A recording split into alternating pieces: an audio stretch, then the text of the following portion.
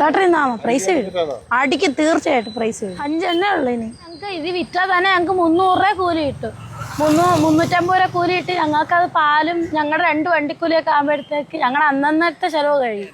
പഠിക്കുകയും പണിയെടുത്ത് ഒരുമിച്ച് ഏറ്റവും നല്ലതല്ലേ? അതെ, എല്ലാവർക്കും ഒരു മെസ്സേജ് ആണല്ലേ. ദേ, എനിക്ക് പിന്നിൽ കാണുന്ന ഒരു പെൺകുട്ടിയെ കണ്ടോ? റോഡ് അരികിൽ നിന്ന് അമ്മയെ സഹായിക്കുകയാണ്, ലോട്ടറി വിൽക്കുകയാണ് പെൺകുട്ടി. ഞാനുള്ളത് നമ്മുടെ കൊല്ലം ജില്ലയിലെ ആയൂര് അമ്പലംകുന്നിലാണ്. അപ്പോൾ ഈ റോഡിന്റെ ടേണിങ്ങിൽ ഈ പെൺകുട്ടി പല വണ്ടികൾക്കും അല്ലെങ്കിൽ പോകുന്നവർക്കൊക്കെ കൈ കാണിക്കുകയാണ് ലോട്ടറിക്ക് വേണ്ടിയിട്ട്. നമുക്കറിയാം, നമ്മുടെയൊക്കെ കുട്ടികൾ ഈ സമയത്തൊക്കെ ഫോണിൽ കളിച്ചും അല്ലെങ്കിൽ അതുപോലെ മറ്റുള്ള കാര്യങ്ങൾ എൻഗേജ് ആയിരിക്കുമ്പോൾ അമ്മയെ സഹായിക്കാനായിട്ടൊരു പെൺകുട്ടി. ഇവളോട് എനിക്ക് ഭയങ്കര അഭിമാനം തോന്നുന്നു. മോളെ എത്രയിലാണ് പഠിക്കുന്നേ? ഞാൻ 10 അല്ലേ?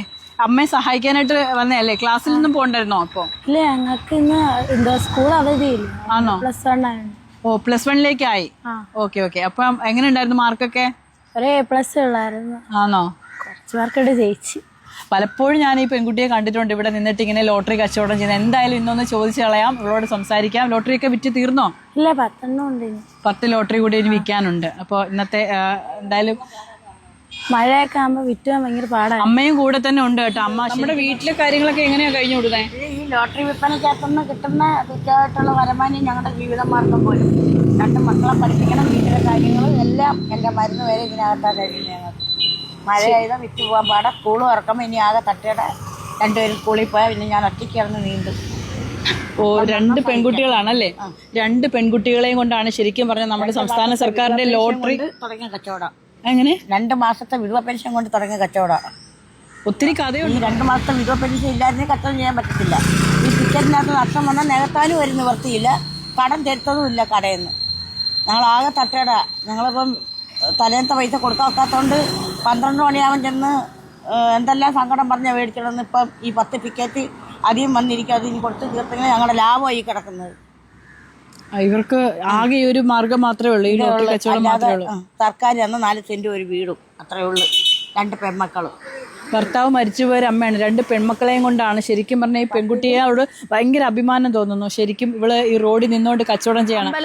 അമ്പലകുന്നേരം നടന്നു വന്ന് കച്ചവടം ചെയ്തേ. നടന്നു വന്ന് ലോട്ടറി വിറ്റ് ഏറ്റവും സ്ഥാനം അങ്ങനെ ഒരു മാമൻ കണ്ട് സഹായിച്ചാൽ ഞങ്ങൾക്ക് ഈ തട്ടിയൊക്കെ കിട്ടിയതും പിന്നെ ഞങ്ങൾ ഇവിടെ ഇരുന്നതും. പിന്നെ ഇരുന്നപ്പോഴാണെങ്കിൽ മഴയൊക്കെ ആയപ്പോൾ ടിക്കറ്റ് നഷ്ടം വന്നു. പിന്നെ ശല്യമില്ല. ഇവിടെ ഉള്ള ആളുകൾ നല്ല മനസ്സിന്റെ ഉടമയാണ്.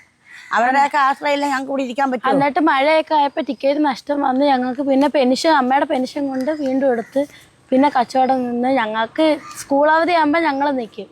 അതുകൊണ്ട് എനിക്ക് നാണക്കേടൊന്നുമില്ല. ഞങ്ങൾക്ക് ജീവിതമാർഗ്ഗമാണ്, ഞങ്ങൾക്ക് നാണക്കേടില്ല. അതുകൊണ്ട് ഇറങ്ങിയതാണ്. അമ്മയ്ക്കൂടെ വയ്യാത്തതുകൊണ്ട് ഞാനും കൂടെ ഇറങ്ങിയിരിക്കുന്നത്. ഇളയ മോളും വരും. നാളെ മറ്റന്നാളും അയാളും കൂടെ വരും കൂടെ. എൻ്റെ അനിയത്തി 10 പഠിക്കുന്നു. ഇനി 10ലായി. എൻ്റെ പേര് സുകന്യ. അനിയത്തിയുടെ പേര് സുധി. ഞങ്ങൾക്ക് ഇത് വിറ്റാൽ തന്നെ ഞങ്ങൾക്ക് 300 രൂപ കൂലി കിട്ടും. 350 രൂപ കൂലി കിട്ടി. ഞങ്ങൾക്കത് പാലും ഞങ്ങളുടെ 2 വണ്ടിക്കൂലിയൊക്കെ ആകുമ്പോഴത്തേക്ക് ഞങ്ങളുടെ അന്നന്നത്തെ ചെലവ് കഴിയും. അന്നന്നേരം ഒരു വഴിയില്ല. പിന്നെ ചിലവർ പറ്റിച്ചോണ്ട് പോകുന്നവർ കാണും ടിക്കറ്റ്.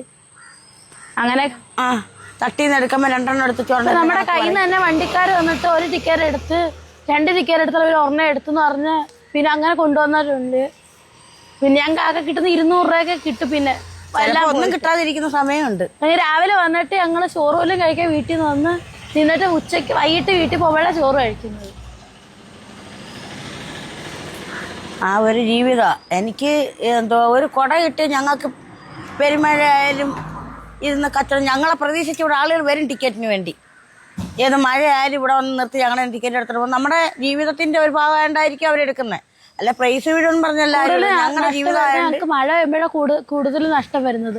60 ഉണ്ടെങ്കിൽ അതും നഷ്ടം വരും. വണ്ടിക്കാരാകുമ്പോൾ ഈ മഴയാകുമ്പോൾ കുട ഇല്ലാത്തതുകൊണ്ടൊക്കെ ആകുമ്പോൾ അതിൻ്റെയൊക്കെ നഷ്ടം. ഇത് ആയൂര് കൊല്ലത്തും കൊട്ടാരക്കരയ്ക്കും പോകുന്ന റൂട്ടിന്റെ ഇടമത്തിട്ട് വളവില് ഞെട്ടയോ എന്ന് പറയും ഈ ഏരിയയുടെ പേര്. ഈ ഞങ്ങൾ ഇരിക്കുന്ന സ്ഥലത്തിന്റെ പേര് പൂയപ്പള്ളിയിലോട്ടും വെളിയത്തോട്ടും തിരിയുന്ന ഭാഗം. അമ്പലംകുന്നിൽ നിന്ന് ഇറങ്ങി വരുന്ന കൊല്ലവും കൊട്ടാരക്കരയ്ക്കും പോകുന്ന റൂട്ട്. അതിൻ്റെ ഇടമത്തിയത്ത് ഞങ്ങൾ ഇരിക്കുന്നു. എവിടുന്ന് വണ്ടികൾ വന്നാലും ഞങ്ങൾക്ക് എപ്പോഴായാലും അതെല്ലാം ദൈവത്തിൻ്റെ കയ്യിലാണ്. പക്ഷെ ഞങ്ങളെ ദൈവം രക്ഷിക്കും എന്നൊരു വിശ്വാസത്തിൽ ഞങ്ങളിവിടെ ഇരിക്കുന്നു.